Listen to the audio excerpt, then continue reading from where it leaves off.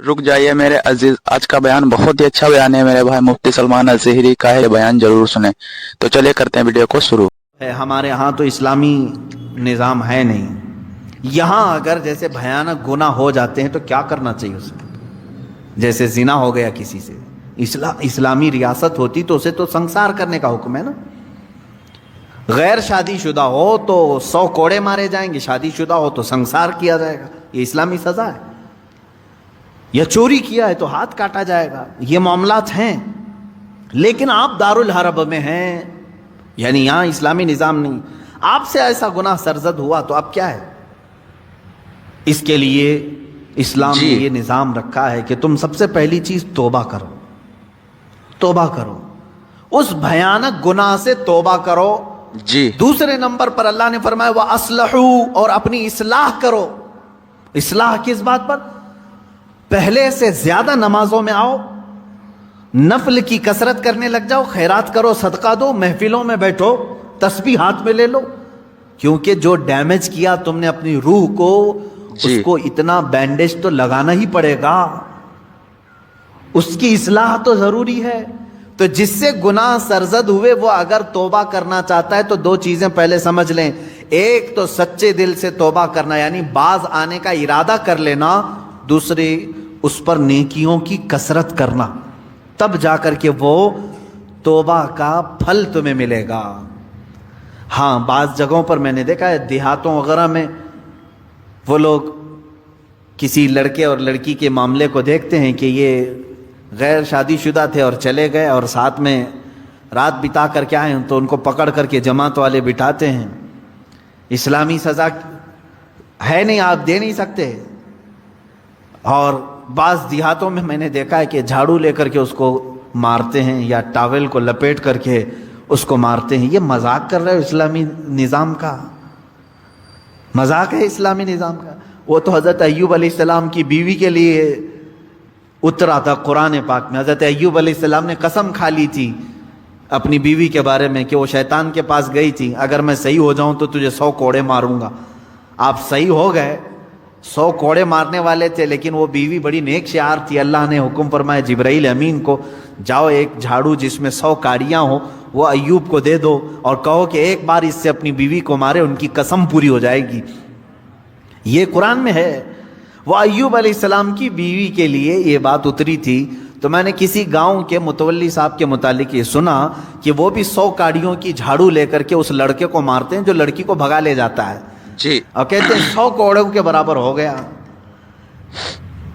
और अगर 100 कोड़े मारोगे तो फिर अगला दिन आपके कोड़े पड़ने का आ जाएगा। यहां नहीं मार सकते। यहां सिर्फ ये है कि सच्ची तौबा की उसे तलकीन की जाए, रो रो करके तू तौबा करे, उसके बाद अपनी इस्लाह करे। अपनी इस्लाह कैसे? नेकियों की कसरत करे।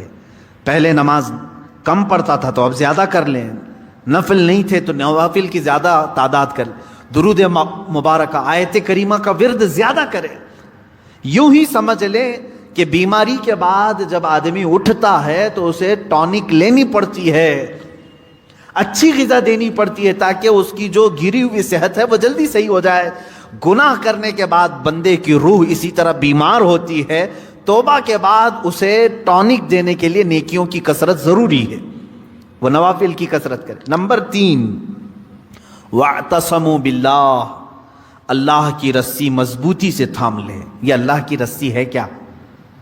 इस पर ही बहुत घंटों तफसीर हो जाएगी। ये कुरान पाक में गुजर, वअतसमू बिहब्लिल्लाह, चौथे पारे में यह आयत गुजर चुकी है।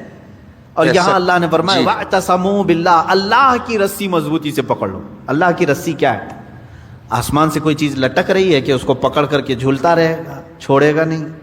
अल्लाह की रस्सी, मुफस्सिरीन के अलग अलग अक़वाल हैं। कुरान पाक अल्लाह की रस्सी है। इसे जो थाम लिया गोया कि वो अल्लाह की रस्सी को पकड़ लिया। रसूल पाक सल्लल्लाहु तआला अलैहि वसल्लम की जात अल्लाह की रस्सी है। हुजूर सल्लल्लाहु अलैहि वसल्लम को जो थाम लिया, उनकी तालीमात को, वो अल्लाह की रस्सी को पकड़ लिया है। अहले बैत अतहार जो रसूलुल्लाह की आल हैं, उनको कहा गया है कि वो अल्लाह की रस्सी हैं। उनको जो थाम लिया वो अल्लाह की रस्सी को पकड़ लिया। اہل اللہ جو ہیں اولیاء کاملین جی۔ یہ اللہ کی رسی ہیں، ان میں سے کسی کو اس نے تھام لیا وہ اللہ کی رسی کو پکڑ لیا۔ تو توبہ کرنے کے بعد اور دو چیزیں ایکسٹرا ہو گئی، ایک اصلاح، دوسرے نمبر پر اللہ کی رسی کو پکڑنا ہے، یعنی قرآن لے لو۔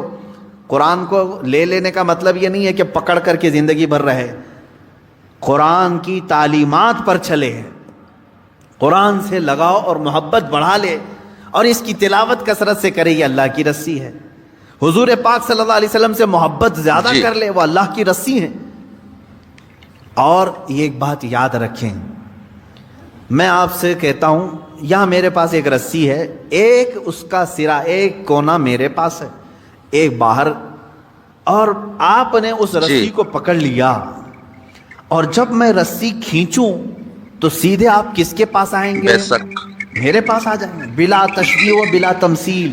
اللہ نے قرآن میں فرمایا اللہ کی رسی کو پکڑ لو، یعنی اللہ رب العزت کی جو رسی ہے وہ خود خدائے قدیر و جبار کے دست قدرت میں ہے، اور اس رسی کا ایک سرا، ایک کونا دنیا میں ہے، وہ رسول پاک کی شکل میں ہے، اہل بیت اطہار کی شکل میں ہے، قرآن عظیم کی شکل میں ہے۔ ان کو جس نے پکڑ لیا، جی۔ جب رب تبارک و تعالیٰ سارے لوگوں کو کھینچے گا تو تم وہیں جاؤ گے جہاں یہ اس رسی کا دوسرا کنارہ ہوگا۔ اسی کو کہتے ہیں اللہ رب العزت تک پہنچنے کے لیے اس کی رسی کو تھام لینا، یعنی اہل اللہ، اولیاء کاملین سے وابستہ ہونا، قرآن پاک سے اور رسول پاک کی زندگی سے وابستہ ہونا۔ دیکھ لیا ویڈیو میرے بھائی، اسی طریقے کے ویڈیو دیکھنے کے لیے اپنے بھائی کو سبسکرائب کر لینا، اگر جو یوٹیوب پر یہ ویڈیو دیکھ رہے ہو تو اپنے بھائی کو سبسکرائب کر لینا، اور ایک پیارا سا لائک کر دینا، اگر فیس بک پر یہ ویڈیو دیکھ رہے ہو تو اپنے بھائی کو فالو کر لینا، کمنٹ میں ضرور بتانا میرے بھائی۔ تو چلیے نیکسٹ ویڈیو میں ملتا ہوں، تب تک کے لیے